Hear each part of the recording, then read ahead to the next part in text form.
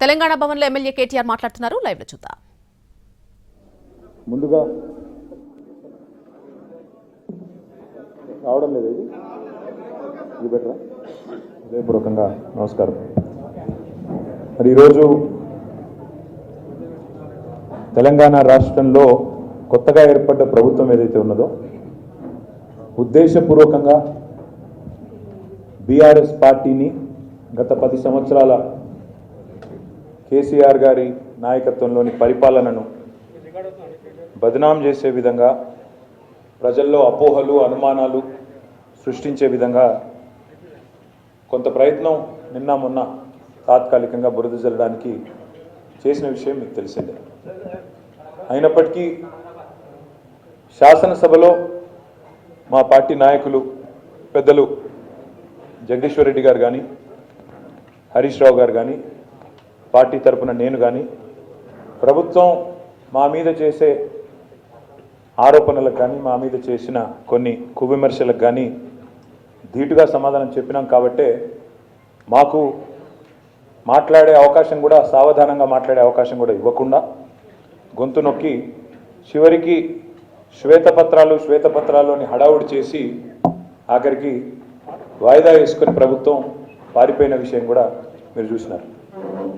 అయితే వాళ్ళు లేవనెత్తిన కొన్ని సందేహాలు మళ్ళీ అదేవిధంగా వాళ్ళు కొన్ని చేసిన ఆరోపణలు ఇవన్నింటి విషయంలో బాధ్యత కలిగిన ఒక పార్టీగా గత 10 ఏళ్ళు ప్రజలు మాకు అవకాశం ఇచ్చినప్పుడు ఏం జరిగింది, ఎట్లా జరిగింది, ఇవన్నీ చెప్పవలసిన బాధ్యత, ప్రజలకు వివరించవలసిన బాధ్యత మా మీద ఉన్నది. కాబట్టే ఈరోజు ఈ స్వేదపత్రాన్ని ఈ 10 ఏళ్ళు చెమటోడ్చి రక్తాన్ని రంగరించి వందల వేల గంటలు పనిచేసి ఒక్క మా ప్రభుత్వంలోని మంత్రులు ఎమ్మెల్యేలు మాత్రమే కాదు, మా ముఖ్యమంత్రి గారు మాత్రమే కాదు, లక్షల మంది ఉద్యోగులు, కోట్ల మంది ప్రజలు తమ స్వేదంతో, తమ కష్టంతో, తమ చెమటతో ఈ రాష్ట్ర అభ్యున్నతికి ఏ రకంగా తోడ్పడ్డారో, ఏ రకంగా ముందుకు తీసుకొని పోయినారో చెప్పవలసిన బాధ్యత ఈ స్వేదపత్రం ద్వారా మా మీద ఉన్నది. కాబట్టే దీన్ని స్వేదపత్రం అన్నాం. ఎక్కడికి చేరుకున్నామో తెలియాలి అంటే ముందుగా ఎక్కడ మొదలయ్యామో కూడా గుర్తుపెట్టుకోవాలి. అందులో భాగంగా మరి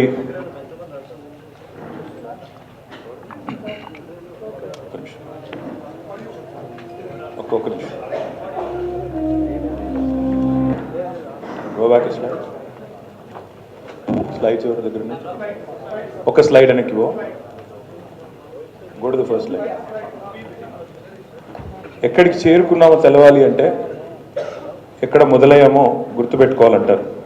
అందుకే ఒక మాటలో చెప్పాలి అంటే విధ్వంసం నుంచి వికాసం వైపు, సంక్షోభం నుంచి సమృద్ధి వైపు జరిగిన ఈ ప్రయాణం కొత్త రాష్ట్రంలో గత 10 ఏళ్ల ప్రగతి ప్రస్థానం ఏదైతే ఉందో భారతదేశ చరిత్రలోనే ఒక రకంగా చెప్పాలంటే ఇది ఒక సువర్ణ అధ్యాయం.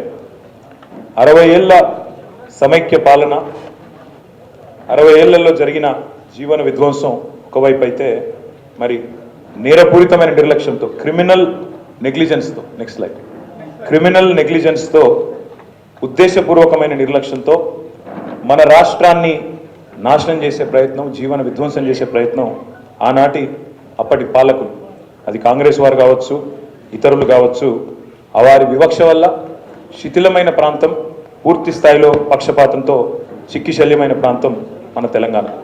అందుకే మాటల్లో కంటే కూడా ఆనాటి ఒక ఫ్రీలాన్స్ జర్నలిస్ట్, ఆయన పేరు ప్రేమ్ అమన్, ఆ రోజుల్లో తెలంగాణ ఉద్యమం నుంచి ప్రేరణ పొంది ఆయన తెలంగాణ స్టిల్ సీకింగ్ జస్టిస్ అంటే న్యాయం కోసం నిరీక్షిస్తున్న తెలంగాణ అని చెప్పి ఒక డాక్యుమెంటరీ రూపొందించారు. అదొక 2-3 నిమిషాలు దాన్ని చూసినట్టయితే కళ్ళకు కట్టినట్టు మీకే అర్థమవుతుంది ఆనాటి తెలంగాణ పరిస్థితి. జర్నలిస్ట్, ఇది మేము తయారు చేసిందో ఇంకోరు చేసిందో కదా, ఒక ఫ్రీలాన్స్ జర్నలిస్టు, ఆయన పేరు ప్రేమ్ అమన్.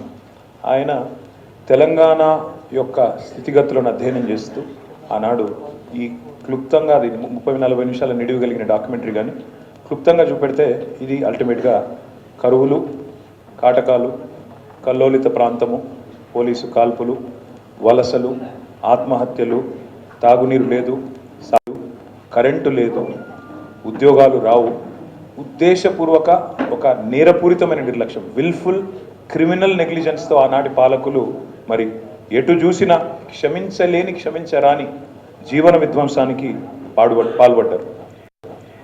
ఆఖరికి పాడి పశువులను కూడా కబేలాలకు తరలించే దుస్థితి, వివక్ష, పక్షపాతం, అదేవిధంగా సమైక్య పాలకులకు తొత్తులుగా ఇక్కడ ఉండే తెలంగాణ కాంగ్రెస్ నాయకులు డూడు బసవన్నల మాదిరిగా వాళ్ళు ఏం చెప్తే వీళ్ళు అక్కడ దానికి తల ఊపుతూ తొత్తులుగా మారిన పరిస్థితి. ఆనాటి కాకతీయ రాజులు నిర్మించిన చెరువుల మీద తీవ్రమైన నిర్లక్ష్యం, గ్రామీణ ప్రాంతాలకు ఆయువు పట్టు లాంటి చిన్ననీటి వనరులకు తీరని అన్యాయం, గ్రామాల్లో బోర్లు వేసి బొక్కబోర్ల పడ్డ వ్యవసాయం, చివరికి 54 బోర్లు వేసిన రామరెడ్డి గారు, ఆయన పేరే మూషంపల్లిలో నల్గొండ జిల్లాలో బోర్ల రామరెడ్డిగా పేరుపడ్డ దుస్థితి, అడవుల క్షీణించడం వల్ల, అడవుల క్షీణత వల్ల పూర్తిగా పడిపోయిన వర్షపాతం, 900 మిల్లీమీటర్లు నీళ్లు వర్షం పడే తెలంగాణలో ఆనాడు అడవులు క్షీణించడం వల్ల చివరికి వర్షపాతం కూడా కరువై వర్షాభావ పరిస్థితులు, కరువు పరిస్థితులు నెలకొనున్న పరిస్థితి. సుభిక్షంగా ఆనాడు భారతదేశానికి స్వాతంత్రం వచ్చినప్పుడు సుభిక్షంగా ఉన్న తెలంగాణ సమైక్య పాలనలో పూర్తి స్థాయి సంక్షోభం వైపు మళ్ళింది. ఈ భయంకరమైన జీవన విధ్వంసం మిగిల్చిన చేదు జ్ఞాపకాలు ఎన్నో. తెలంగాణ అంటేనే నెర్రెలు బారిన నీళ్ళలు, నెత్తురు గారిన నీళ్ళలు అన్నట్టుగా మా నాయకుడు కేసీఆర్ గారు ఆనాడు ఉద్యమ సమయంలో చెప్పేది, తెలంగాణ బతుకంటేనే బొంబాయి, దుబాయి, బొగ్గుబాయి అనే ఒక తీవ్రమైన మరి వలసలు, తీవ్రమైన క్షోభిత పరిస్థితి తప్ప ఇంకోటి లేదు. మహబూబ్ నగర్ జిల్లా భారతదేశం మొత్తంలోనే మరి వెనుకబడ్డ జిల్లాలు ఎక్కడున్నాయి భారతదేశంలో అంటే అగ్రభాగాన ఉండేది మన తెలంగాణలోని మహబూబ్ నగర్ జిల్లా ఒకటి. ఒక్క పాలమూరు జిల్లా నుంచే 14 లక్షల మంది ప్రతి సంవత్సరం వలసలు పోయే దుస్థితి, వేల సంఖ్యలో ఆత్మహత్యలు, రైతులు కానీ ఇతరులు కానీ ఆత్మహత్యలు, ఆకలి చావులు, ఇవన్నీ కూడా యావత్ భారతదేశం సాక్షిగా చూసిన కఠోర సత్యాలు. నేనేదో ఇప్పుడు నా కల్పన కాదు, నా ఊహ కాదు. ఒక మాట దయచేసి ఇక్కడ మిత్రులందరూ, ప్రెస్ మిత్రులందరూ ఉన్నారు, మిమ్మల్ని నేను కోరుతా ఉన్నాను. తెలంగాణ రాష్ట్రం ఏర్పడ్డ నాడు 2014 జూన్ 2 నాడు తెలంగాణలో 10 జిల్లాలు ఉండేది. 10 జిల్లాల్లో తెలంగాణలో హైదరాబాద్ మినహా మిగతా 9 జిల్లాలు backward reason areas. Backward reason అంటే బ్యాక్వర్డ్ రీజన్ గ్రాంట్ ఫండ్స్ వచ్చేది, బీఆర్జీఎఫ్ గ్రాంట్స్ వచ్చేది. అంటే ఒక రాష్ట్రంలో 10 జిల్లాలు ఉంటే అందులో 9 జిల్లాలు అంటే 90% దాదాపుగా భూభాగం మరి వెనుకబడ్డ ప్రాంతంగా ముద్రపడ్డది. అంటే మరి తెలంగాణ ఏర్పడ్డ నాడు ఎట్లాంటి సంక్షుభిత పరిస్థితి ఉండేనో దాన్ని బట్టే చెప్పవచ్చు. Next slide. ఇక చెప్తూ పోతే 1-2 కాదు, ఇప్పుడు నేను చెప్పినట్టు వనరులు విధ్వంసం, చివరికి ఫ్లోరోసిస్ లాంటి వ్యాధితో ఆ తమ్ముడు అంశాల స్వామి అనే తమ్ముడిని జలసాధన పోరాటం చేసిన దుశ్చర్ల సత్యనారాయణ గారు తీసుకుపోయి ఆఖరికి ప్రధానమంత్రి వాజ్పేయి గారి టేబుల్ మీద పండుకోబెట్టిన సమస్య పరిష్కారం కానీ దైన్యం. మరి 10 కిలోమీటర్లు నడుస్తూ నీళ్లు తెచ్చుకునే దయనీయమైన పరిస్థితి, బొంబాయికి వలసపోయే దుస్థితి, నెర్రెలు బారిన నేలలు, చెబుతూ పోతే పగలని గుండె లేదు, మరి చెదరని కళ లేదు, చెదరని స్వప్నం లేదు, తడవని కళ్ళు లేవు అంటే అతిశయోక్తి కాదు. ఒక్క నల్లగొండ జిల్లాలో, నల్లగొండ అదేవిధంగా ఇతర జిల్లాల్లో ఫ్లోరోసిస్ దెబ్బకు 2 లక్షల మంది, ఒకరు కాదు ఇద్దరు కాదు 2 లక్షల మంది చివరికి వలసపోయే దుస్థితి, మానవరహిత జిల్లాగా, మానవరహిత ప్రాంతంగా నల్లగొండ జిల్లా మారిపోతుంది అని ఆఖరికి వరల్డ్ హెల్త్ ఆర్గనైజేషనే చివరికి చెప్పే దుస్థితి వచ్చింది ఆనాటి తెలంగాణకు. Next slide. మరి ఆ రోజు కవులు, కళాకారులు, జర్నలిస్టులు, రచయితలు ఎంతోమంది గలమెత్తినారు, పాటలు రాసినారు. మిత్ర రాసిండు ఆనాడు పాట, ప్రముఖమైన పాట, పల్లె పల్లెనా పల్లేర్లు మలిచే పాలమూరులోన అంటూ పాలమూరు గోసను తన గాత్రం రూపంలో, తన పాట రూపంలో మిత్ర చెప్పిన. అదేవిధంగా మా గోరేటి ఎంకన్న సేతాన మేడుందిరా తెలంగాణ శైలన్ని బీలాయరా అంటూ ఆనాడు గలం విప్పిన. మరి ఎన్నడూ కూడా దాని గురించి మాట్లాడిన ఒక్క నాయకుడు, తెలంగాణ కాంగ్రెస్ నాయకుడు కానీ తెలంగాణలోని ఇతర నాయకులు కానీ ఎన్నడూ కూడా పట్టించుకోలేదు. చివరికి సదాశివుడు గారు మా ఆదిలాబాద్ జిల్లా సాహిత్య అకాడమీ అవార్డు విన్నరు, వారు కూడా కవి, వారు కూడా రాసినారు, తలాపున పారుతుంది గోదారి మన చేను మన చెలుక ఎడారి. అంటే ఆదిలాబాద్ నుంచి పాలమూరు దాకా, అక్కడి నుంచి ఇక్కడ దాకా కూడా ఏ కవిని, ఏ గాయకుడిని, ఏ సాహితీవేత్తను, ఏ జర్నలిస్టును, ఏ ప్రజా సంఘాల నాయకుడిని అడిగినా వాళ్ళు ఆనాడు తెలంగాణ యొక్క దయనీయమైన పరిస్థితిని కళ్ళకు కట్టొచ్చినట్టు చూపిన పరిస్థితి. మరి ఆ రోజుల్లో అప్పుడున్న పరిస్థితుల్లో 1969లో జరిగిన ఉద్యమం విఫలమైన తర్వాత 69లో 371 మంది ఆనాడు విద్యార్థులు తెగించి పోరాడితే ఆనాడు 370 మంది ప్రాణ త్యాగాల తర్వాత కూడా మరి ఒక్కసారి ఆ ఉద్యమం విఫలమైన తర్వాత మళ్ళీ దాదాపు 32 ఏళ్ళు ఎవరు పట్టించుకోలేని పరిస్థితి.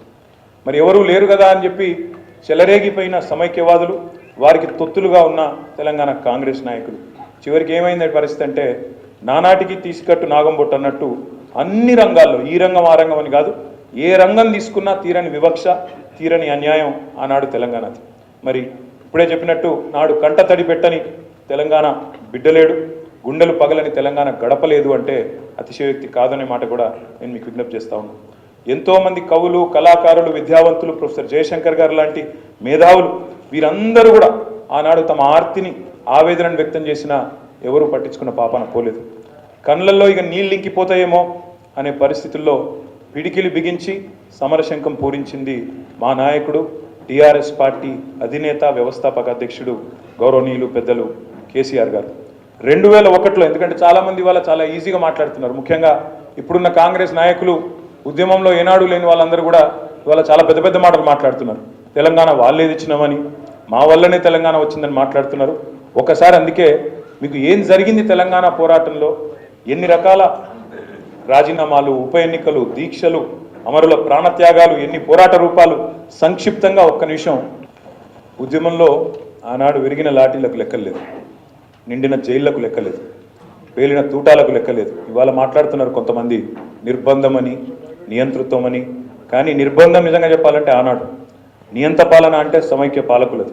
తెలంగాణ ఇస్తే అంధకారమే అని చెప్పి కట్టెలు పట్టుకొని కట్టుకథలు చెప్పిన వాళ్ళు, ఇవాళ పెద్ద పెద్ద మాటలు మాట్లాడిన వాళ్ళు, వాళ్ళకు తొత్తులుగా పనిచేసిన వాళ్ళు ఇవాళ శ్వేతపత్రాల పేరిట మళ్ళొక్కసారి తెలంగాణను విఫల ప్రయోగంగా, విఫల రాష్ట్రంగా చిత్రీకరించే ప్రయత్నం చేస్తూ ఉన్నారు. కానీ పోరాడి తెచ్చిన తెలంగాణ ఎవరి చేతుల్లో పెడితే న్యాయం జరుగుతుందని ప్రజలు భావించినరో వాళ్ళ చేతుల్లోనే, కేసీఆర్ గారి చేతుల్లోనే పెట్టి ఆనాడు కేసీఆర్ గారిని తెలంగాణ ప్రజలు మొట్టమొదటిసారి 2014లో ముఖ్యమంత్రిగా ఎన్నుకున్న తర్వాత, ఆ రోజు ఉద్యమ విజయం ఫలితంగా తెలంగాణ రాష్ట్రం ఏర్పడ్డ తర్వాత మరి 2014 జూన్ 2 నాడు ఇప్పుడే చూపెట్టినట్టు కేసీఆర్ గారు ముఖ్యమంత్రిగా పదవి బాధ్యతలు చేపట్టినారు.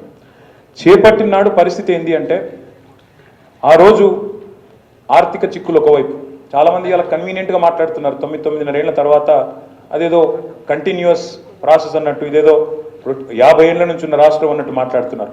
కొత్త రాష్ట్రం, ఎన్నో రకాల ఆర్థిక చిక్కులు, మరొకవైపు రాజకీయ కుట్రలు. ఈ రాష్ట్రం ఒక విఫల ప్రయోగం, ఇది ఒక విఫల రాష్ట్రం, Telangana is a failed state, not viable state అనే కుట్ర ఒకవైపు. ఇంకోవైపు విభజన చట్టం అమలు కాదు, ఆ అమలు కష్టాలు ఒకటి కాదు, రెండు కాదు, ఎన్నో. ఉద్యోగులు ఆస్తుల పంపిణీ కష్టాలు పూర్తి కాలేదు. ఒకవైపు 2700 మెగావాట్ల విద్యుత్ లోటు, మరొక వైపు వారసత్వంగా సంక్రమించిన తాగునీటి, సాగునీటి సమస్యలు కోకొల్లలుగా ఉన్నాయి. ఇవి రాష్ట్రం ఏర్పడ్డ నాడు మా ముందున్న సవాల్. ఆ రోజు మేము వెరవలేదు. కొంతమంది కుట్రలు ఎట్లుంటాయంటే, రాష్ట్రం ఏర్పడ్డ తొలినాళ్లలోనే మాట్లాడిన మాటలు, బెర్లిన్ గోడనే కూల్చి మళ్ళీ ఈస్ట్ వెస్ట్ జర్మనీ ఒకటైనవి, అట్లాంటిది తెలంగాణను మళ్ళీ తిరిగి ఆంధ్రలో కలపలేమా అంటూ ఆ రోజు మాటల దాడి. ఇంకోవైపు సరే పేర్లు ఎందుకు కానీ కొంతమంది ఆ రోజు కూడా రాష్ట్ర ప్రభుత్వాన్ని అస్థిరపరిచే ప్రయత్నం, ఎమ్మెల్యేల కొనుగోలు కోసం ప్రయత్నం, ఇంకా చాలా ఇట్లాంటి ఎన్నో జరిగినా ఆ రోజు మరి పునర్నిర్మాణ యజ్ఞం, తెలంగాణ రాష్ట్ర ఏర్పాటు తర్వాత ఒక కొత్త రాష్ట్రానికి మరి ఉన్న సవాళ్ళన్నింటినీ అధిగమిస్తూ పునర్నిర్మాణం ఎట్లా చేయాలి, శిథిలమైన తెలంగాణ, జీవన విధ్వంసం జరిగిన తెలంగాణలో ఎట్లా జరగాలి అనే ఒక ఆలోచన. Next slide. మరి ఏ రకంగా ఈ రాష్ట్ర ఆర్థిక పరిస్థితి, ఈ రాష్ట్రంలో ఉండే ఆదాయ వనరుల మీద స్పష్టత లేనప్పుడు మరి ఈ చిమ్మ చీకట్ల నుంచి ముందుకు ఎట్లా పోవాలి అన్నప్పుడు ఆ రోజు ఈ రకమైన కార్యక్రమాలు తీసుకున్నాం. ఒక పటిష్టమైన ఆర్థిక క్రమశిక్షణతో, ఫిస్కల్ ప్రూడెన్స్తో ఆర్థిక ప్రణాళికలు రూపొందించుకొని బీహార్లో ఉండే ఒక తెలంగాణ బిడ్డ జిఆర్ రెడ్డి గారనే ఒక పెద్ద ఆయన, ప్రముఖ ఎకానమిస్ట్, ఆయనను ప్రత్యేకంగా రాష్ట్ర ప్రభుత్వ సలహాదారుగా నియమించుకొని ఆ రోజు కోల్ ఇండియా సీఎండీగా ఉన్న నరసింహరావు గారనే ఐఏఎస్ ఆఫీసర్ని తెలంగాణకు రమ్మని రిక్వెస్ట్ చేసి ముఖ్యమంత్రి గారి కార్యాలయంలో ప్రిన్సిపల్ సెక్రటరీగా పెట్టుకొని వారికి ఉన్న దశాబ్దాల అనుభవాన్ని రంగరించి మాకే అన్నీ తెలుసు, మేమే చాలా గొప్పవాళ్ళం అన్నట్టుగా కాకుండా నేర్చుకోవాల్సింది ఎంతో ఉంది, ఇంకా తెలుసుకోవాల్సింది ఎంతో ఉంది అని చెప్పి ఈ రకంగా ఆర్థిక ప్రణాళికలు రూపొందించుకొని ఒక క్రమశిక్షణతో ఒకవైపు పరిపాలనా సంస్కరణలకు పెద్దపీట వేస్తూ ప్రజల వద్దకు పాలనను తీసుకొని పోతూ మరొక వైపు పాలనా ప్రాధాన్యతలు. మాకున్న సవాల్ ఏంది ఆ రోజంటే ఎన్నో సవాళ్ళు పోరాడి తెచ్చుకున్న రాష్ట్రంలో మొట్టమొదటి ఛాలెంజ్ ఏంది, ప్రయారిటీ సెక్టర్స్ ఏంటి, ఏ రకమైన ప్రయారిటీస్ పెట్టుకోవాలి, ఏ రకంగా మనం స్పష్టమైన టార్గెట్స్ నిర్దేశించుకోవాలి. అదేవిధంగా దశాబ్దాల పాటు ప్రజలు పోరాటం చేసింది ఎన్నో ఆకాంక్షలతో, మరి ఆకాంక్షలు ఎట్లా నెరవేర్చాలి. ఇంకోవైపు నీళ్లు నిధులు నియామకాలన్నాం, వాటిని ఎట్లా నెరవేర్చాలి, నిర్విఘ్నంగా ముందుకు తీసుకొని పోవాలి. తెలంగాణ భౌగోళిక స్వరూపాన్ని ఎట్లా అర్థం చేసుకోవాలి. ఎందుకంటే అప్పుడు కొంతమంది మేధావులు మాట్లాడేటోళ్ళు నదులు కిందున్నాయి, నేలలు పైనున్నాయి, నీళ్ళు ఎట్లొస్తాయి మీకు, మీరు ఎట్లా తీసుకుపోతారు నీళ్లు అని ఒక వైపు వాదన. మరొక వైపు అడుగంటిపోయిన భూగర్భ జలాలను పైకి తీసుకురావడం ఒక సవాల్. మరొక వైపు తీవ్రమైన కరెంటు సంక్షోభం నుంచి రాష్ట్రాన్ని బయటపడేయడం మరొక సవాలు. ఆకలి చావులు ఆత్మహత్యలను ఆపడం, ప్రజల్ని కాపాడుకోవడం మరొక సవాలు. బీడువారిన రైతుల జీవితాలను బతుకులను బాగు చేయడం మరొక సవాలు.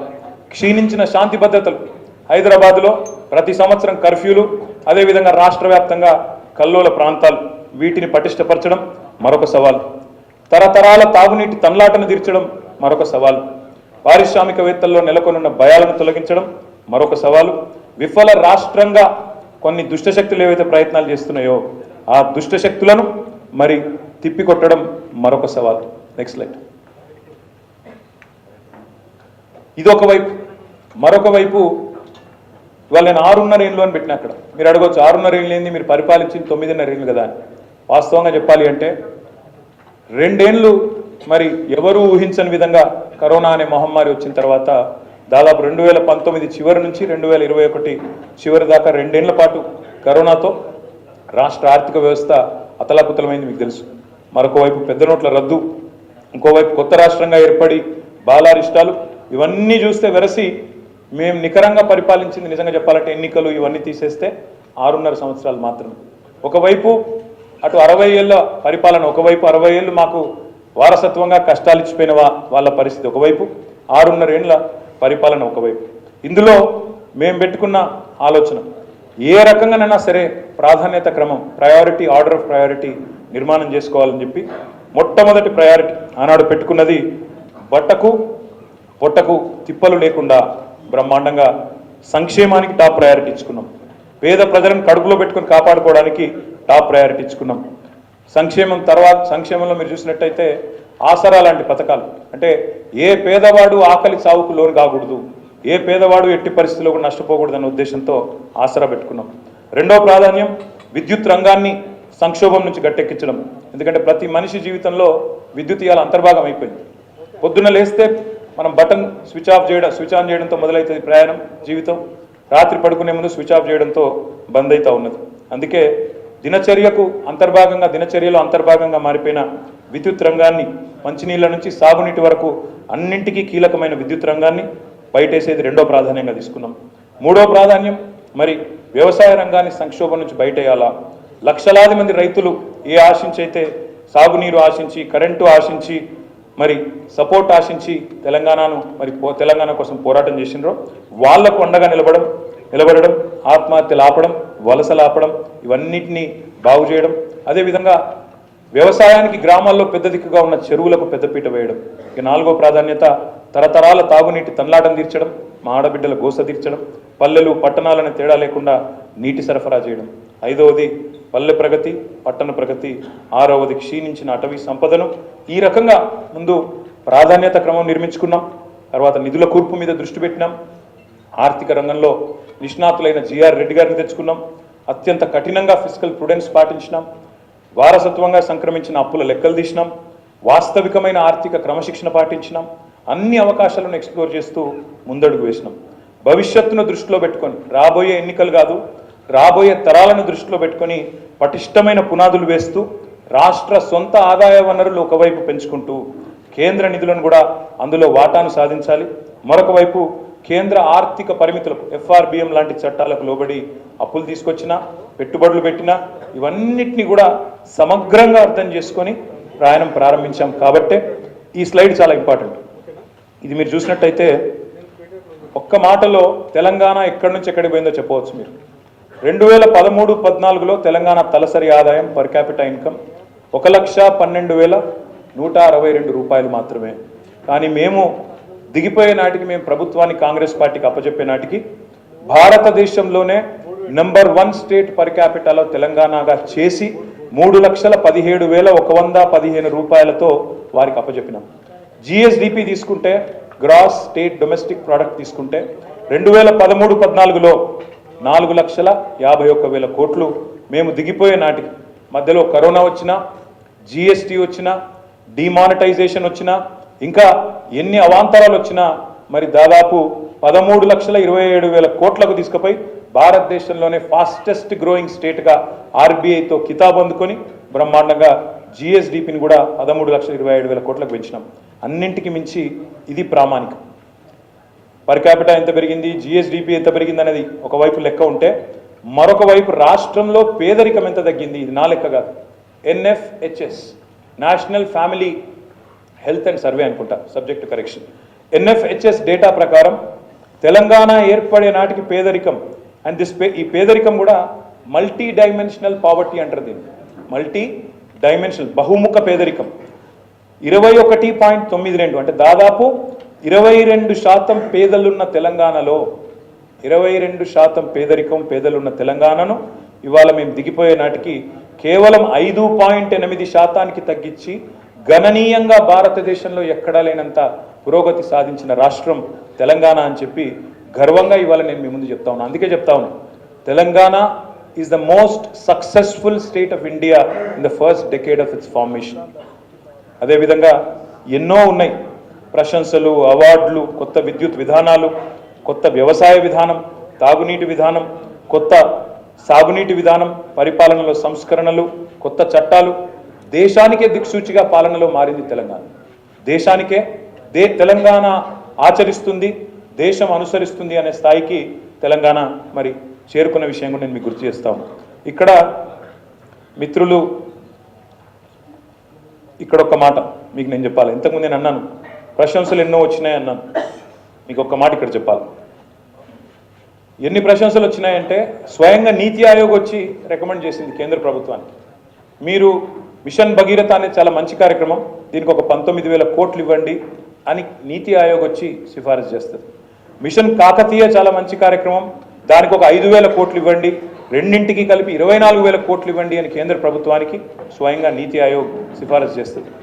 15 రాష్ట్రాల నుంచి అధ్యయన బృందాలు వచ్చినాయి తెలంగాణ వచ్చి మిషన్ కాకతీయను, మిషన్ భగీరథను అధ్యయనం చేసి మా రాష్ట్రాల్లో కూడా అనుసరిస్తాం, మా రాష్ట్రంలో కూడా ఆచరిస్తామని చెప్పి ఇక్కడికి వచ్చి స్టడీ చేసిపోతారు. ఒక water man of India Rajendra Kumar గారు వచ్చి మిషన్ కాకతీయను అధ్యయనం చేసి ఇది భారతదేశం మొత్తం ఆచరించాలి అని చెప్పిపోతారు. ఇక తర్వాత మీకు తెలుసు తరతరాల తాగునీటి తనలాటకు ఎట్లా చరమగీతం పాడినాం, అవన్నీ కూడా మీకు తెలుసు. ఆ విషయాలు నేను వివరంగా చెప్తాను. అయితే ఇక ఇక్కడికి వస్తే, అసలు విషయానికి వస్తే, నిన్నగాక మొన్న దయచేసి ఇది అందరూ కూడా ఫోకస్ చేయాలని ఒకసారి వివరంగా వినాలని చెప్పి కూడా నేను విజ్ఞప్తి చేస్తా ఉన్నా. ముఖ్యంగా మిత్రులను కోరుతా ఉన్నా. నిన్నగాక మొన్న తెలంగాణ ప్రభుత్వం, కొత్తగా కొలువుదీరిన తెలంగాణ ప్రభుత్వం ఒక తప్పుల తడక, ఒక అబద్ధాల పుట్టలాంటి శ్వేతపత్రం పేరిట ఒక అంకెల గారడీకి, అభాండాలకు తెరదీసింది. అప్పుల పేరుతో అభాండాలు వేసే ప్రయత్నం చేసింది. 6,71,000 కోట్ల అప్పులున్నాయి అని చెప్పి తప్పులు చెప్పింది ఈరోజు ప్రభుత్వం. అసెంబ్లీ సాక్షిగా, అత్యున్నత చట్టసభ సాక్షిగా పూర్తి స్థాయి సత్యదూరమైన మాటలకు తెరదీసింది ఈ ప్రభుత్వం. అందుకే వాళ్ళ డొల్లతనాన్ని, వాళ్ళ రాజకీయ దివాలా కోరుతనాన్ని వివరించడానికే ఈరోజు ఈ శ్వేతపత్రం. అప్పుల పేరుతో అభాండాలు వేసినారు, కానీ వాస్తవం ఏంటి అంటే ఈరోజు తెలంగాణ అప్పులు వాస్తవికంగా ఎంత, వాళ్ళు చెప్పిన లెక్క ప్రకారమే 3 లక్షల, వాళ్ళ శ్వేతపత్రంలో చెప్పారు FRBM పరిమితిలో ఉన్న అప్పులు కేవలం 3,89,673 కోట్లు. అందులో వాళ్ళ ప్రభుత్వం మాకు ఇచ్చిపోయిన అప్పులు, పాత అప్పు ఆనాడు 2013-14లో వాళ్ళు దిగిపోయే నాటికి ఉన్న అప్పులు 72,658 కోట్లు. ఇక్కడ ఒక్క మాట కీలకం, దయచేసి మీరు దయచేసి నేను మిమ్మల్ని కోరేది ఇక్కడ, దయచేసి మీ అందరినీ కూడా ప్రార్థించేది ఇక్కడ ఇంపార్టెంట్ పాయింట్ ఏంటంటే, మాకు 2013-14లో ఇచ్చింది, వాళ్ళు ఇచ్చిపోయింది 72,658 కోట్లు. వాళ్ళు ఇచ్చిన శ్వేతపత్రం ప్రకారమే FRBM పరిమితి లోపల మేము రాష్ట్ర ప్రభుత్వం తెచ్చిన అప్పులు 3,89,673 కోట్లు. అంటే మా ప్రభుత్వం గత 9.5 ఏళ్లలో చేసిన అప్పు FRBM పరిమితి లోపల ఎంత అంటే 389 మైనస్ 72,658 తీసుకుంటే 3,17,015 కోట్లు మాత్రమే. కానీ దాని ఎంత బుకాయింపు అంటే ఈ 3,17,000 కోట్లను 6,71,000 కోట్లు అని చెప్పి వాళ్ళు ఇలా చిత్రీకరించే ప్రయత్నం చేస్తూ ఉన్నారు. ఇది ఎందుకు డొల్లా అని నేను అంటున్నా అంటే, ఇందులో ప్రభుత్వ గ్యారంటీ ఉన్నాయి 1,27,208 కోట్లు ఉన్నాయి.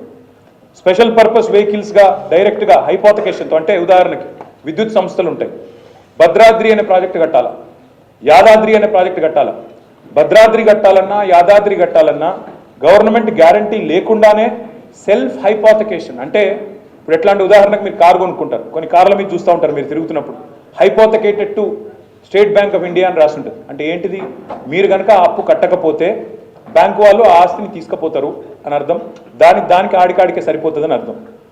ప్రభుత్వ గ్యారంటీ ఉన్నవి 1,27,000 కోట్లు అయితే, ప్రభుత్వ హామీ లేని రుణాలు 59,000 కోట్లు అయితే, స్పెషల్ పర్పస్ వెహికల్స్ 1,18,557 కోట్లు అయితే, ఈ మూడింటిని కూడా కలిపి ఈ 389కి కలిపి మొత్తం 6,71,000 కోట్లుగా చూపెట్టే ప్రయత్నం, ఒక దివాలాపూర్ ప్రయత్నం ఈ ప్రభుత్వం చేస్తా ఉంది. నేను రాష్ట్ర ప్రజలకు చెప్పేది ఏమంటే, మేము మొన్న డిసెంబర్ 3 నాడు దిగిపోయే నాటికి రాష్ట్రం మీద ఉన్న మేము తీసుకొచ్చిన నిధుల కూర్పు మొత్తం కలిపితే కేవలం 3,17,015 కోట్లు మాత్రమే. వాళ్ళు చెప్తున్నట్టు 6,71,000 కోట్లు కాదు. ఇది శుద్ధ తప్పు, శుద్ధ అబద్ధం, ఇది అవాస్తవం. దయచేసి ప్రజలు గ్రహించాలని చెప్పి కూడా నేను కోరుతా ఉన్నాను. ఇది ఎందుకు ఇంపార్టెంట్ అంటే, తమ సొంత పరపతితో కట్టుకునే అప్పు వివిధ సంస్థలు, అది విద్యుత్ సంస్థలు కావచ్చు, ఇంకో సంస్థ కావచ్చు, 3,05,179 కోట్లు సొంత పరపతితో కట్టుకునేది. ఇక్కడ ఇంకొక మాట కూడా నేను చెప్పాలి మీకు, ఈ ప్రభుత్వం ఎంత దివాలాకోరు ప్రభుత్వం అని చెప్పడానికి నేను చెప్తా ఉన్నాను. ఈ ప్రభుత్వం మొన్న సివిల్ సప్లైస్ కార్పొరేషన్లో 56,000 కోట్ల అప్పులు ఉన్నాయి చెప్పింది. 56,000 కోట్ల అప్పుల పాలైపోయింది సివిల్ సప్లైస్ కార్పొరేషన్ అని చెప్పినారు. ఇది ఈరోజు ఉదయం సివిల్ సప్లైస్ కార్పొరేషన్ వెబ్సైట్ నుంచి సమాచారం. సివిల్ సప్లైస్ కార్పొరేషన్ ఏం చేస్తుందంటే తాత్కాలిక క్యాష్ క్రెడిట్ లిమిట్స్ తీసుకుంటుంది. ఎందుకంటే వాళ్ళు సేకరించేది ధాన్యం, ఆ ధాన్యాన్ని మళ్ళీ తిరిగి అమ్ముతారు, వచ్చిన పైసలు వచ్చినట్టు మళ్ళీ ఒక రొటేషన్ సిస్టంలో కట్టుకుంటూ పోతూ ఉంటారు. ఇవాళ ఉదయం సివిల్ సప్లైస్ కార్పొరేషన్ వెబ్సైట్ చూపెడుతున్న ప్రకారం వాళ్లకు ఈరోజు ఈ నిమిషానికి ఉన్న క్యాష్ క్రెడిట్ లిమిట్ శాంక్షన్ 24,600 కోట్లు మాత్రమే. 4 రోజుల కింద ప్రభుత్వం చెప్పింది 56,000 కోట్ల అప్పులు ఉన్నాయి సివిల్ సప్లైస్ కార్పొరేషన్ కానీ వాస్తవ ముఖ చిత్రం ఏంటంటే అది క్యాష్ క్రెడిట్ లిమిట్స్. అవి అంటే ఇంకొక మాటలో ఇంకొక అడుగు ముందుకేసి చెప్పాలంటే, ప్రజలకు అర్థమయ్యేటట్టు చెప్పాలంటే, సివిల్ సప్లైస్ కార్పొరేషన్లో 56,000 కోట్ల అప్పు ఉందని ప్రభుత్వం చెప్తోంది. కానీ వాస్తవం ఏంది అంటే అదే సివిల్ సప్లైస్ కార్పొరేషన్ దగ్గర 30,000 కోట్ల విలువ చేసే ధాన్యం వాళ్ళ దగ్గర ఉంది. ఆ ధాన్యం అమ్మితే, ఆ స్టాక్ అమ్మితే 30,000 కోట్లు తిరిగి వెంటనే ప్రభుత్వానికి సివిల్ సప్లైస్ కార్పొరేషన్కి వస్తాయి. రెండవ మాట, ఆల్రెడీ అమ్మిన ధాన్యం ఫుడ్ కార్పొరేషన్ ఆఫ్ ఇండియా నుంచి రావాల్సిన పైసలు 16,000 కోట్లు ఉన్నాయి. ఆ రిసీవబుల్స్ని, ఈ స్టాక్స్ని రెండింటిని చూపకుండా, రెండింటి గురించి మాట్లాడకుండా 56,000 కోట్ల అప్పు, 56,000 కోట్ల అప్పని దాన్ని కూడా ఇలా లోడ్ చేసింది. ఈ 6,71,000 కోట్లు అనే దానిలో దాన్ని కూడా మోపి లేని అప్పును ఉన్న అప్పుగా చూపెట్టి తిమ్మిని బమ్మిని చేసే ప్రయత్నం, రిసీవబుల్స్ స్టాక్స్ ఉన్నా ఆస్తులున్నా వాటిని చూపెట్టకుండా దాచేసి మా మీద బట్టగాల్చి మీదేసే ప్రయత్నం ఏదైతే చేసినారో దానికి ఒక సివిల్ సప్లైస్ కార్పొరేషనే ఒక గొప్ప ఉదాహరణ. మీరు కూడా ఇప్పుడే పోవచ్చు, ఈరోజు ఆదివారం, వెబ్సైట్ ఈరోజు ఇంకా కూడా ఆనే ఉంది. సివిల్ సప్లైస్ కార్పొరేషన్ పోతే, వెబ్సైట్ పోతే మీరే చూస్తారు 24,600 కోట్ల క్యాష్ క్రెడిట్ లిమిట్ శాంక్షన్ అయి ఉన్నది. అది కూడా డైనమిక్గా ఎప్పటికప్పుడు మారుతుంది. రేపు మీరు చూస్తే స్టాక్ అమ్మిన అనుకోండి, ఇంకొన్ని డబ్బులు వస్తాయి కాబట్టి అది ఇంకా తగ్గుతుంది. రిసీవబుల్స్ వచ్చినాయి అనుకోండి, అది దాదాపు 10,000కో 5,000 కోట్లకో తగ్గిపోయే పరిస్థితి ఉంటుంది. కాబట్టి ఇది చాలా ఇంపార్టెంట్ స్లైడ్. దయచేసి నేను మీడియా మిత్రులను కోరుతా ఉన్నా, అదేవిధంగా మా నాయకుల్ని కూడా కోరుతా ఉన్నా, ఇది చాలా చాలా ఇంపార్టెంట్ స్లైడు. ప్రభుత్వం యొక్క వాదన శుద్ధ తప్పు. కేవలం స్థూలంగా మొత్తం రాష్ట్ర ప్రభుత్వం మీద ఉన్న రుణాలు ఇవి కూడా లాంగ్ టర్మ్ రుణాలు ఇవి అన్నీ కూడా 10 ఏళ్ళ పైబడి 15 ఏళ్ళు 20 ఏళ్ళు వాళ్ళు మాట్లాడుతున్న మాటలు, పుట్టబోయే బిడ్డ మీద అప్పు పెట్టినారు, ప్రతి మనిషి మీద అప్పు పెట్టినారు అనేది అయితే మాట్లాడినారో అది శుద్ధ తప్పు అనే మాట నేను మీకు విజ్ఞప్తి చేస్తా ఉన్నాను. ఇంకొక మాట కూడా చెప్పాలి. రాష్ట్ర ముఖ్యమంత్రి గారు స్వయంగా చెప్తారు ఆర్టీసీ అప్పుల గురించి. ఆర్టీసీ అప్పులేదో కేసీఆర్ ప్రభుత్వం వచ్చినాకనే చేసినట్టు ఇవాళ ఒక పేపర్ రాసింది, మేడ్చల్లో భూములు తనఖా పెట్టినారు అని చెప్పి అడ్డంగా రాస్తున్నారు. ఆర్టీసీ అనే కార్పొరేషన్కి ఆస్తులు ఉన్నాయి, ఆస్తులు ఎన్నో ఉన్నాయి, విలువైన ఆస్తులు ఉన్నాయి, విలువైన భూములు ఉన్నాయి. హైదరాబాద్ నడిబొడ్డులోని ఆర్టీసీ ఎక్స్ రోడ్స్తో సహా విలువైన భూములు ఎన్నో ఉన్నాయి. అవి కార్పొరేషన్ ఆస్తులు. కార్పొరేషన్ ఆస్తులు తనఖా పెట్టుకొని కార్పొరేషన్ లోన్ తెచ్చుకుంటే కూడా అది ప్రభుత్వమే చేసింది, ప్రభుత్వమే అప్పుల పాలు చేస్తుందని చెప్పి దుష్ప్రచారం చేసే ప్రయత్నం చేస్తున్నారు. సెల్ఫ్ సఫిషియెంట్ కార్పొరేషన్స్ ఏవైతే ఉంటాయో, సివిల్ సప్లైస్ కానీ, ఆర్టీసీ కానీ, ఎలక్ట్రిసిటీ, జెన్కో కానీ, ఇవన్నింటిని కూడా కలిపి లేని అప్పులు ఉన్నట్టుగా చేసే ప్రయత్నం ఏదైతే ఉందో దీన్ని రాష్ట్ర ప్రజలు, మా నాయకులు, మీడియా మిత్రులు అందరూ కూడా దయచేసి గ్రహించాలని చెప్పి కూడా నేను మీకు విజ్ఞప్తి చేస్తా ఉన్నాను. ఎందుకు ఇవాళ తెలంగాణ స్వేదపత్రం ప్రచురిస్తున్నామంటే, ఒకవైపు వాళ్ళు లేవనెత్తిన అంశాలలోని డొల్లతనాన్ని బయటపెట్టడంతో పాటు తెలంగాణ సాధించిన విజయాలను కూడా ఒక్కసారి మీకు గుర్తు చేయాల్సిన అవసరం ఉంది. తెలంగాణను ఒక విఫల రాష్ట్రంగా చూపెట్టే ప్రయత్నం ఏదైతే చేస్తూ ఉన్నారో అది శుద్ధ తప్పు. తెలంగాణ ఇవాళ ఆకాశమంత ఎత్తున హిమాలయ పర్వత స్థాయిలో భారతదేశంలో ఒక ఆదర్శ రాష్ట్రంగా, అగ్రగామి రాష్ట్రంగా ఉన్నది.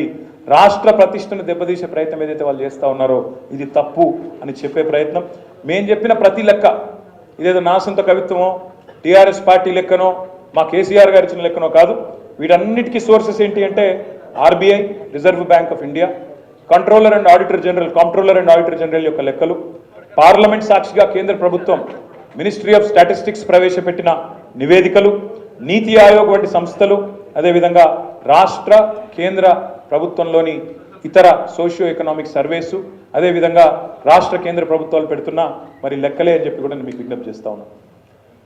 మేము కేవలం తెలంగాణకు ఆస్తులు సృష్టించిన ప్రభుత్వం, పార్టీ మాత్రమే కాదు, తెలంగాణ అనే అస్తిత్వాన్ని సృష్టించిన పార్టీ, అస్తిత్వాన్ని సృష్టించిన నాయకుడు మా నాయకుడు పెద్దలు కేసీఆర్ గారు అనే మాటను కూడా నేను మీకు గుర్తు చేస్తా ఉన్నా. ఇవి మత్సుకు కొన్ని.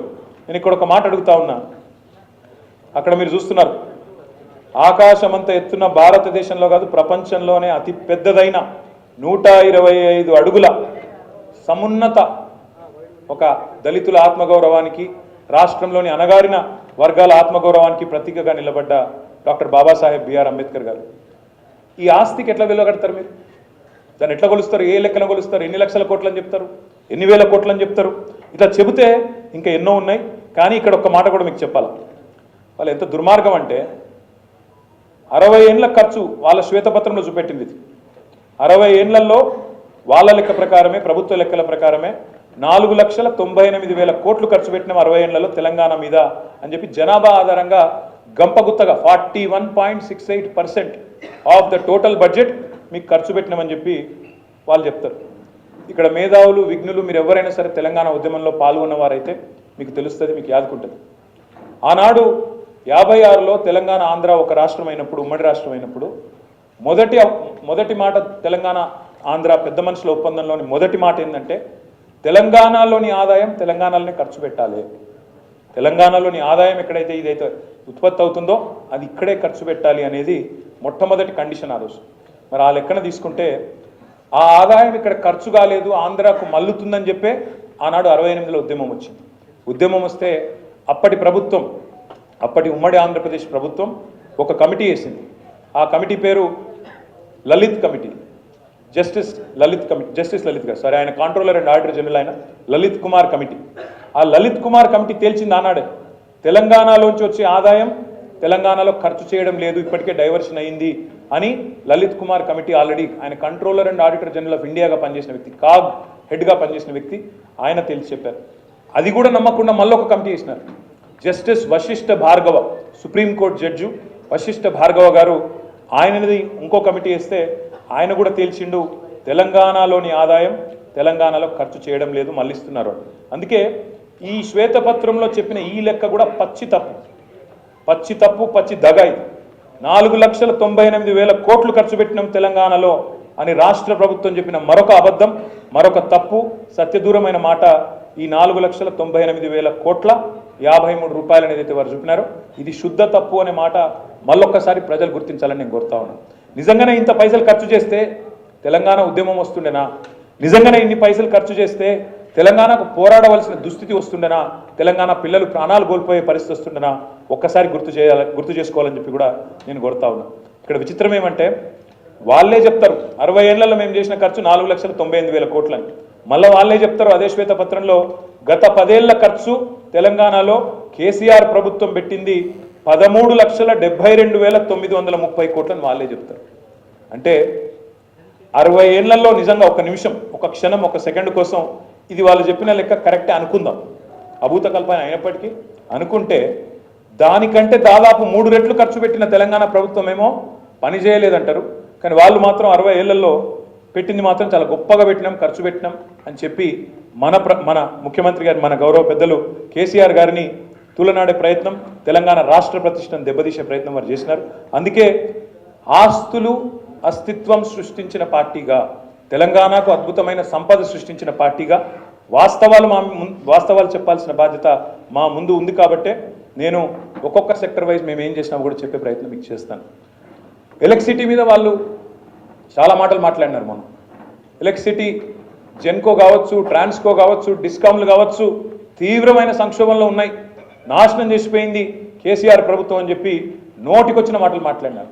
నేను ఒక్కసారి దయచేసి గమనించాలని చెప్తాను. తెలంగాణ ఏర్పడ్డ నాడు ఈ మొత్తం ప్రజెంటేషన్ మీకు ఇస్తాను, పబ్లిక్ డొమైన్లో పెడతాను, ఇది అందరికి కూడా అందుబాటులో ఉంటుంది. మీరు ఎవ్వరు కూడా తర్వాత క్షుణ్ణంగా చదువుకోవచ్చు, ఎన్ని రకాలుగా దీన్ని పరీక్షలు చేయాలో, ఎన్ని రకాల స్క్రూటినీ చేయాలో అవన్నీ కూడా చేసుకోవచ్చు, మాకు అభ్యంతరం లేదు. ఇక్కడ మేము చెప్పవలసిన మాట ఏమంటే విద్యుత్ రంగం తెలంగాణ ఏర్పడ్డ నాడు 2,700 మెగావాట్ల లోటు ఆనాడు తెలంగాణలో ఉన్నది. ఇన్వర్టర్ లేని ఇల్లు లేదు, జనరేటర్ లేని అపార్ట్మెంట్ లేదు. చిన్న చిన్న జిరాక్స్ సెంటర్లలో, చిన్న చిన్న కిరాణా షాపుల్లో కూడా ఆ రోజు బత్తి వెలగాలంటే ఇన్వర్టర్ లేకపోతే బత్తి వెలగదు, మధ్యాహ్నం పంక తిరగదు, కాలిపోయే మోటార్లు, పేలిపోయే ట్రాన్స్ఫార్మర్లకు లెక్కలేదు. 22,000 కోట్ల అప్పు ఆనాటికే మాకు అప్పచెప్పి 2,700 మెగావాట్ల లోటు విద్యుత్తుతో మాకు ఆనాడు అప్పచెప్పి పోతే మేమేం చేసినామో ఒకసారి చెప్పాలి మీకు. ఏం చేసినామంటే మాకు అప్పచెప్పిన నాడు 7,778 మెగావాట్ల స్థాపిత విద్యుత్ సామర్థ్యం, మేము దిగిపోయే నాడు 19,464 మెగావాట్ల విద్యుత్ సామర్థ్యానికి పెంచి దాదాపు 12,000, సుమారుగా 12,000 మెగావాట్ల విద్యుత్తును, అంటే 60 ఏళ్లలో వాళ్ళు 7,700 చేస్తే మేము కేవలం 10 ఏళ్లలో 12,000 మెగావాట్ల విద్యుత్తును రాష్ట్ర ప్రజలకు తరగని సంపదగా యాడ్ చేసినాం. ఇక్కడ ఇంకొక మాట కూడా చెప్తాను నేను, ఇది నెక్స్ట్ ఇయర్ కల్లా చూస్తే ఈ 19,000 నెక్స్ట్ ఇయర్ కల్లా యాదాద్రి కమిషన్ అయితే 25,000 మెగావాట్లకు చేరుకుంటుంది. అంటే ఎక్కడ 7,700 మెగావాట్లు, ఎక్కడ 25,000 మెగావాట్లు, దయచేసి ప్రజలు ఆలోచించాలని చెప్పి నేను విజ్ఞప్తి చేస్తాను. ఇంకొక మాట, తలసరి విద్యుత్ వినియోగం పర్ క్యాపిటల్ కన్జంప్షన్ 13-14లో 1,196 యూనిట్లు ఉంటే ఈరోజు 2,140 యూనిట్లకు పెరిగింది. ఇది 24 గంటల కరెంటు పవర్ రైతులకు ఇవ్వడంతో, నాణ్యమైన కరెంటు ఇండస్ట్రీకి ఇవ్వడంతో కన్జంప్షన్ పెరిగి రాష్ట్రం అంతటా కూడా పీక్ డిమాండ్ కూడా పెరిగింది. 13-14లో పీక్ డిమాండ్ 5,661 మెగావాట్లు ఉంటే ఈరోజు 22-23లో 15,497 మెగావాట్లు. ఇది ఉమ్మడి రాష్ట్రం యొక్క పీక్ డిమాండ్ కంటే ఎక్కువ. ఉమ్మడి రాష్ట్రంలో కూడా ఎన్నడూ 13,000 మెగావాట్లు దాటలేదు. కానీ వేరుపడ్డ తర్వాత తెలంగాణ యొక్క విద్యుత్తు పీక్ డిమాండ్ 15,500 మెగావాట్లకు చేరుకుంది. ఇది మన విజయం కాదా, రాష్ట్రం సాధించిన విజయం కాదా ఆలోచించమని చెప్పి నేను కోరుతాను. రాష్ట్రం ఏర్పడక ముందు 6 సబ్స్టేషన్లు ఉండేవి 400 kV, ఇవాళ దాన్ని 19 యాడ్ చేశాము, 25కు చేరుకున్నాయి. 220 ఆనాడు 51 ఉంటే 52 యాడ్ చేసినాము, 103కు చేరుకున్నది. 132 ఆనాడు 176 ఉంటే దాదాపు ఇంకో 80 దాకా యాడ్ చేసాము, 250కి చేరుకున్నాయి. 33 kV సబ్స్టేషన్లు 2,138 ఉంటే దాదాపు మరొక 1,000-1,100 యాడ్ చేయడంతో 3,200 సబ్స్టేషన్లకు చేరుకున్నాయి. వ్యవసాయ మోటార్ కనెక్షన్లు 19 లక్షల ఆనాడు ఉంటే 28 లక్షలకు చేరుకున్నాయి. మన ముఖ్యమంత్రి గారు చాలా అమాయకంగా అడుగుతున్నాడు, మరి కాళేశ్వరం నీళ్ళు వస్తే, కాలువల ద్వారా నీళ్ళు వస్తే ఎందుకు మోటార్ కనెక్షన్లు పెరిగినాయని అడుగుతున్నాడు. భూగర్భ జలాలు పెరిగితే రైతులు ఎక్కడికక్కడ బ్రహ్మాండంగా ఉచిత విద్యుత్ ఇస్తుంటే 24 గంటల విద్యుత్ ఇస్తుంటే నాకు అక్కడ బటన్ ఒత్తితే నీళ్ళు వస్తుంటే అది వాడుకుంటున్నా ఫ్రీగా, లేకపోతే ఎప్పుడో ఎక్కడి నుంచో వచ్చే కాలువల కోసం ఎదురు చూపులు చూస్తున్నా? అమాయకత్వమా, అజ్ఞానమా? మరి ముఖ్యమంత్రి గారిది ఆలోచించుకోవాలని చెప్పి కూడా నేను కోరుతా ఉన్నా. కొత్త కరెంటు లైన్లు, హై టెన్షన్ లైన్లు కొత్తగా 11,607 కిలోమీటర్లు ట్రాన్స్మిషన్ లాసెస్ని, డిస్ట్రిబ్యూషన్లో ఉండే ఇబ్బందుల్ని అధిగమించి డిస్కామ్లకు కూడా మన గ్రిడ్ కూడా కనెక్షన్ లేదు, నార్త్ సౌత్ గ్రిడ్ కనెక్షన్ లేకుండే దాన్ని కూడా జోడించి అటు హెచ్టీ లైన్లు కానీ ఎల్టీ లైన్లు అయితే 4,83,000 కిలోమీటర్లు మారుమూల తాండాలకు, మారుమూల గిరిజన గూడాలకు ఇవాళ గర్వంగా చెప్పొచ్చు తెలంగాణలోని ప్రతి బిడ్డ. ఇవాళ తెలంగాణలో ఏ తాండా కానీ ఏ గూడెంలో కానీ కరెంటు లేదు, మాకు ట్రాన్స్మిషన్ లేదు అనే పరిస్థితి లేదు. ఊరికి చివర ఉన్న, మీకు గుర్తుండాలా, ద్రౌపది ముర్ము గారు నిన్నగాక మొన్న ఇక్కడికి వచ్చినారు. మన రాష్ట్రపతి గారు, ద్రౌపది ముర్ము గారి సొంత ఊరు ఒడిస్సాలో ఉంది. ఒడిస్సాలో శ్రీమతి ద్రౌపది ముర్ము గారు రాష్ట్రపతి అయ్యేదాకా ఆమె ఊరికి, ఆమె గూడానికి కరెంటు రాలా. తెలంగాణ పరిస్థితి అట్లా కాదు. కేసీఆర్ ప్రభుత్వంలో ఇవాళ మీరు ఏ తాండాలో ఏ గూడెంలో కూడా మీరు కరెంటు లేని తాండా లేదు, కరెంటు లేని గూడెం లేదు, బత్తి వెలుగని ఇల్లు లేదు. ఇది ధైర్యంగా చెప్పొచ్చు. ఇక్కడ ఒక్క మాట చాలా ఇంపార్టెంట్ మాట, మేము పెట్టిన ఖర్చు ఇవన్నీ చేయడానికి పెట్టిన ఖర్చు 1,37,517 కోట్లు. కానీ మోస్ట్ ఇంపార్టెంట్ ఇవాళ దాని మార్కెట్ వాల్యూ, ఈ పెట్టిన ఖర్చు వల్ల సృష్టించిన అసెట్స్ ఏవైతున్నాయో దాని మార్కెట్ వాల్యూ 6,87,585 కోట్లు. ఒక్క ఎలక్ట్రిసిటీ రంగంలో రాష్ట్రం 6,71,000 కోట్ల అప్పులని వాళ్ళు అంటున్నారే. ఇక ఒక్క ఎలక్ట్రిసిటీలో మేము సృష్టించిన ఆస్తుల యొక్క సంపద ఈరోజు మేము కాంగ్రెస్ ప్రభుత్వం చేతిలో పెట్టింది 6,87,585 కోట్లు. ఎందుకంటే టిపికల్గా ఏంటంటే ఎప్పుడైనా కూడా 5 టైమ్స్ ఉంటుంది మార్కెట్ వాల్యూ తీసుకుంటే, మరి 6,87,585 కోట్లు. ఇది వాస్తవం. ఒక్క ఎలక్ట్రిసిటీ డిపార్ట్మెంట్లో మేము సృష్టించిన ఆస్తులే. వాళ్ళు మోపుతున్న నిందలు, వాళ్ళు మాట్లాడుతున్న పనికిమాలిన మాటలు ఏవైతున్నాయో వాటికి సమాధానం అనే మాట కూడా నేను మీకు విజ్ఞప్తి చేస్తా ఉన్నాను. ఇంకొక మాట కూడా ఇక్కడ ఎలక్ట్రిసిటీ విషయంలో మీకు చెప్పాలి. వచ్చే సంవత్సరం డిసెంబర్ నాటికి this Congress government is going to enjoy the fruits of our labour. వాళ్ళు మేము చేసిన కష్టాన్ని వాళ్ళు విజయాలు వాళ్ళు అందుకోబోతా ఉన్నారు. వాళ్ళు ముఖ్యమంత్రులు వెళ్ళి, మంత్రులు వెళ్ళి ప్రారంభోత్సవాలు చేసుకోవచ్చు, కొబ్బరికాయలు కొట్టవచ్చు, కానీ చేసింది కేసీఆర్ అనే మాట ప్రజలకి తెలుసు, ఈ రాష్ట్రంలోని ప్రతి ఒక్కరికి తెలుసు. 26,000 మెగావాట్లకు దాదాపుగా వచ్చే డిసెంబర్ నాటికి, 2024 సంవత్సరం డిసెంబర్ నాటికి విద్యుత్ స్థాపిత సామర్థ్యం తెలంగాణలో ఎక్కడ 7,778 మెగావాట్లు, ఎక్కడ 26,000 మెగావాట్లు.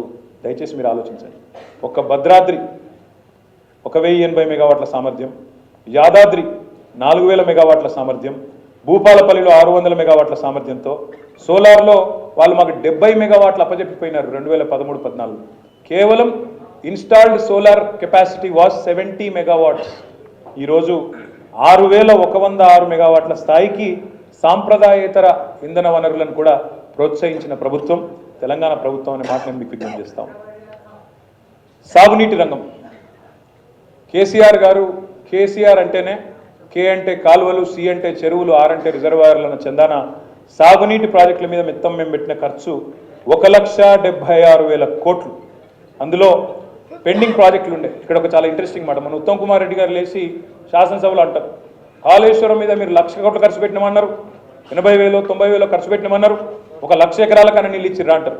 నేను వారికి గుర్తు చేస్తా ఉన్నాను, మీరు మాకు అప్పచెప్పిపోయినాడు పాలమూరు జిల్లాలో, మా చంద్రశేఖర్ రెడ్డి గారు ఇక్కడే ఉన్నారు, పాలమూరు జిల్లాలో కల్వకుర్తి, నెట్టెంపాడు, భీమా 3 కూడా పెండింగ్ ప్రాజెక్టులుగా ఉండేది, పూర్తి కాల.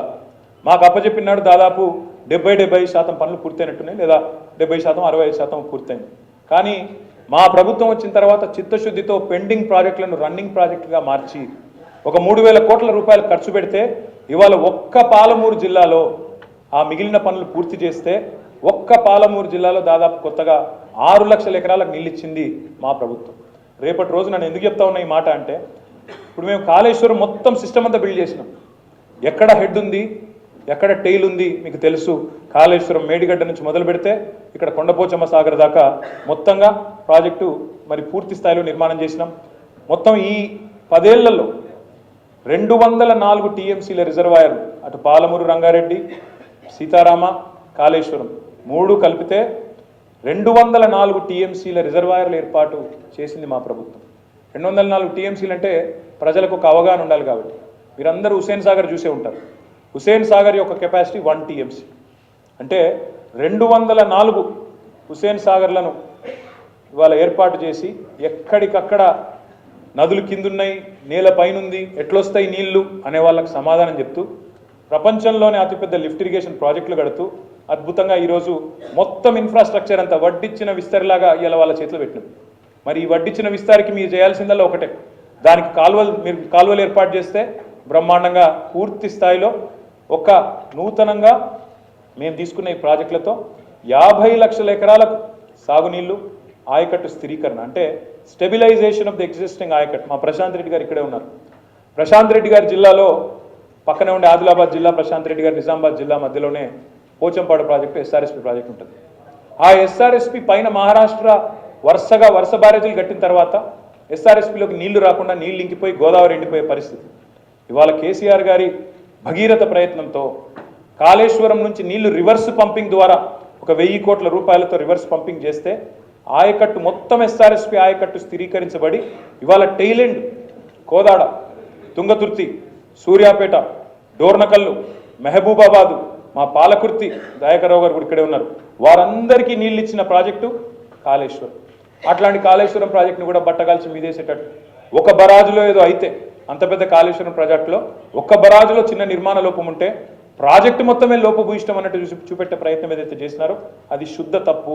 నేను అందుకే అంటా ఉన్నా, నూతనంగా 50 లక్షల ఎకరాలకు సాగునీళ్లు ఆయకట్టు స్థిరీకరణ చేయడంతో పాటు వాళ్ళు గనక ఇప్పుడు కాలువలు కట్టుకుంటే ఈ ప్రభుత్వం ఈ రాబోయే 3 ఏళ్లలో కాలువలు కడితే 30 లక్షల ఎకరాలకు అదనంగా సాగునీరిచ్చి స్థిరీకరించవచ్చు అనే మాట నేను రాష్ట్ర ప్రజలందరికీ కూడా ఈ ప్రజెంటేషన్ ద్వారా, ఈ నివేదిక ద్వారా నేను మీకు విజ్ఞప్తి చేస్తా ఉన్నాను. ఇక్కడ అన్నింటికన్నా ముఖ్యమైన మాట, ఎందుకు పెరిగినాయి పంప్ సెట్లు అని మన ముఖ్యమంత్రి గారు అంటాడు అసెంబ్లీలో.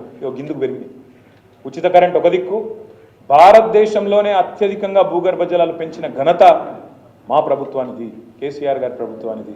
మిషన్ కాకతీయ కావచ్చు, అద్భుతంగా అటవీ సంపద పెంచడం కావచ్చు, వర్షపాతం మంచిగా అపారంగా రావడం కావచ్చు, దానివల్ల భారతదేశంలోనే అత్యధికంగా భూగర్భ జలాలు 6 మీటర్లు పెరిగినాయి. ఇంకోవైపు 24 గంటల కరెంట్ ఉంది. కాబట్టి రైతులు సహజంగానే యాడికెల్లో నీళ్లు తెచ్చుకోకుండా తమ పొలంలో తాము మంచిగా బోరేసుకొని బోరు మందం ఖర్చు పెట్టుకొని ఫ్రీగా కరెంటు, ఫ్రీగా పెట్టుబడి, ఫ్రీగా ధీమాగా వ్యవసాయం చేసుకునే పరిస్థితి ఉన్నప్పుడు తప్పకుండా 18 లక్షలు 19 లక్షల పంపు సెట్లు 27 లక్షలు అవుతాయి. తప్పేమున్నదల్లా? మీ హయాంలో మీరు కాలువల మీద పోయి మోటార్లను, వైర్లు కోసి మోటార్లను ఆనాడు మా ఎస్ఆర్ఎస్పి కాలువల మీద, కాకతీయ కాలువల మీద తన్ని పారేసేది. ఆనాడు రైతులు విద్యుత్ చౌర్యం చేస్తున్నారని చెప్పి మోటార్లు ఎత్తుకపోయి పోలీస్ స్టేషన్లలో పెట్టేది కాంగ్రెస్ ప్రభుత్వం. మేము ఆ తప్పు చేయలేదు. సమృద్ధిగా బ్రహ్మాండంగా నీళ్ళు ఇచ్చినాం. నీళ్ళు ఇవ్వడంతో పాటు అన్నింటికన్నా ముఖ్యం ఈ పని చేసినాం. ఈ ప్రాజెక్టుల మీద పెట్టిన ఖర్చు కేవలం సాగునీటి మీద పెట్టిన ఖర్చే కాదు. హైదరాబాద్ లాంటి మహానగరం రాబోయే 50 ఏళ్ల పాటు డోకా లేకుండా ఇటు సుంకిశాల నుంచి అటు గోదావరి నుంచి కృష్ణా నీళ్లు, గోదావరి నీళ్లు, బ్రహ్మాండమైన తాగునీరు హైదరాబాద్కు కానీ, రాష్ట్రంలోని ప్రతి పట్టణానికి కానీ, ప్రతి పల్లెకు కానీ వాటర్ సెక్యూరిటీ ఇచ్చిన ప్రభుత్వం తెలంగాణ ప్రభుత్వం. దానికి ఎట్లా వెలగడతారు మీరు? ఒక మహిళకు కిలోమీటర్లు పోయి నడుచుకునే అవసరం లేకుండా, ట్యాంకర్ల దగ్గర యుద్ధాలు చేసే అవసరం లేకుండా తమ ఇంటిలో పెట్టిన నల్లాకు ఆ ఇచ్చిన ధీమాకు ఎట్లా వెలగడతారా సంపదకని చెప్పి కూడా నేను అడుగుతా ఉన్నా. ఇంకొక మాట కూడా మీకు చెప్పాలి. ఇక్కడ చెక్ డ్యామ్లు మీ జీవితంలో నేను ఆలోచన చేయలేదు. మాంజీరా మీద ఒక చెక్ డ్యామ్ కట్టలే, మానేరు మీద ఒక చెక్ డ్యామ్ కట్టలే, మూలవాగు మీద ఒక చెక్ డ్యామ్ కట్టలే, మా మహబూబ్ నగర్ జిల్లాలో ఉండే వాగుల మీద ఎన్నడూ ఒక చెక్ డ్యామ్ కట్టలే. మా ప్రభుత్వం వచ్చిన తర్వాత 4000 కోట్ల రూపాయలతో చెక్ డ్యామ్ల నిర్మాణానికి కూడా శ్రీకారం చుట్టినాం. ఒక్క సాగునీటి మీద పెట్టిన ఖర్చు ఇది. అది సాగునీటి ద్వారా సృష్టించిన సంపద, రైతుల స్వేదంతో పండించిన పంటలు, ఆ పంటల నుంచి వచ్చిన సంపద, దానికి ఎట్లా వెలగడతారో నేను అడుగుతున్నాను. దయచేసి ఆలోచించాలని చెప్పి కూడా రాష్ట్ర ప్రజలు నేను కోరుతా ఉన్నాను. ప్రపంచంలోనే అతి పెద్ద lift irrigation project Kaleshwaram.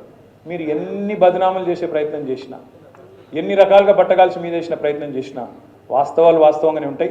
You are going to enjoy the benefits of Kaleshwaram. మీరు కూడా దాన్ని దాచేయలేరు. 4.5 సంవత్సరాలు రికార్డు సమయంలో పూర్తి చేసినాం. ఒక్క బరాజులో ఎక్కడో ఒక్క దగ్గర చిన్న నిర్మాణ లోపం ఉంటే సరిచేయండి. శిక్ష మీరు అన్నారు కదా, జడ్జిలతో విచారణ చేస్తాం, జ్యుడిషియల్ ఎంక్వైరీ చేస్తాం, బరాబర్ చేసుకోండి. తప్పు జరిగితే ఏ ఎంక్వైరీకైనా మేము సిద్ధం, దానిలో ఏం ఇబ్బంది లేదు, తప్పకుండా చేయండి.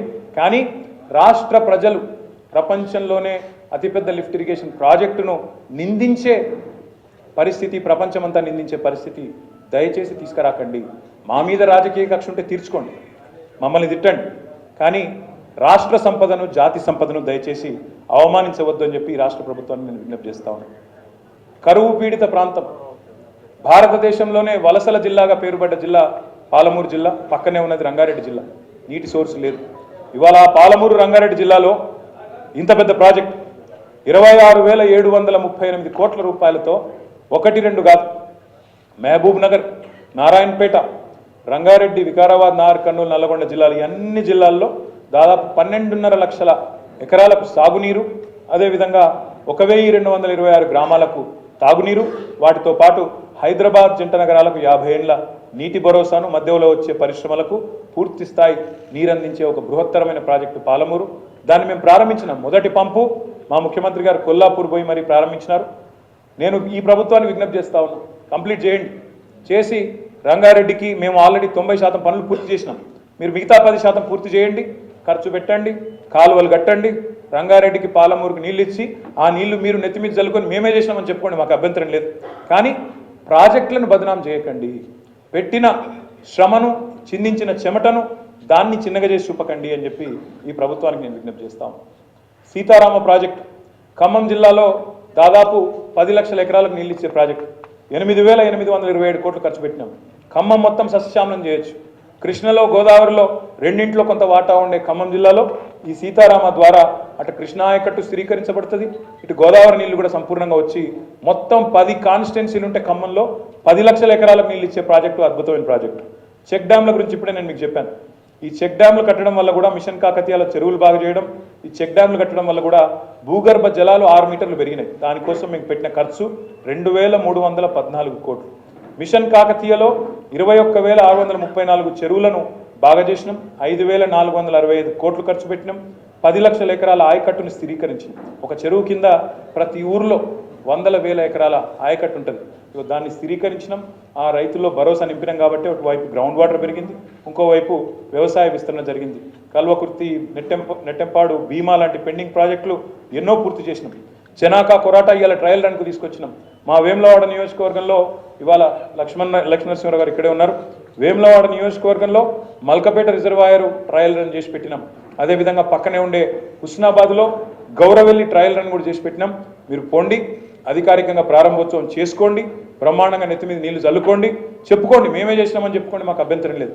కానీ ఈ ప్రాజెక్టులను, ఈ సాగునీటి వనరులను దయచేసి నిందించవద్దు అని చెప్పి ఈ ప్రభుత్వానికి నేను విజ్ఞప్తి చేస్తా ఉన్నాను. తాగునీరు, మీరు రాకముందు తాగునీరే లేదా, మీరు రాకముందు నీళ్ళే లేవా అని మన కించపరుస్తూ, హేళన చేస్తూ మాట్లాడినారు. నేను వారికి ఒకటే విజ్ఞప్తి చేస్తూ ఉన్నాను, మీరున్నప్పుడు కూడా కొన్ని తాగునీటి వనరులు సృష్టించినారు, మేము సృష్టించలేదు అనలేదు. కానీ మీరున్నప్పుడే కదా ఫ్లోరోసిస్ వచ్చింది. గ్రామీణ నీటి సరఫరా మంత్రి నల్లగొండ నుంచే ఉంటాడు, ఫ్లోరోసిస్ కూడా నల్లగొండలో 1,50,000 మందిని ఇబ్బంది పెట్టిన మాట వాస్తవం కాదా? వాస్తవాలను ఎందుకు దాచే ప్రయత్నం చేస్తారు? ఈ మిషన్ భగీరథ అనే ప్రాజెక్టును నీతి ఆయోగ్ మెచ్చుకున్న మాట వాస్తవం కాదా? కేంద్ర ప్రభుత్వం జల్ జీవన్ మిషన్కి స్ఫూర్తి మిషన్ భగీరథ వాస్తవం కాదా? అట్లాంటి ప్రాజెక్టు కూడా పనిచేయడం లేదు, నిరర్ధకమైన అప్పు, నిరర్ధకమైన ఖర్చు అని మాట్లాడడం భావ్యమేనా? ఇవాళ రాష్ట్రంలోని ఏ మారుమూల తాండా కానీ, ఏ మారుమూల గూడానికి కానీ పోతే అక్కడ ఉండే ఆడబిడ్డలను, అడవి బిడ్డలను అడిగితే మీకు తెలుస్తుంది మిషన్ భగీరథ గొప్పతనం. దయచేసి అర్థం చేసుకోండి. మిషన్ భగీరథ వల్ల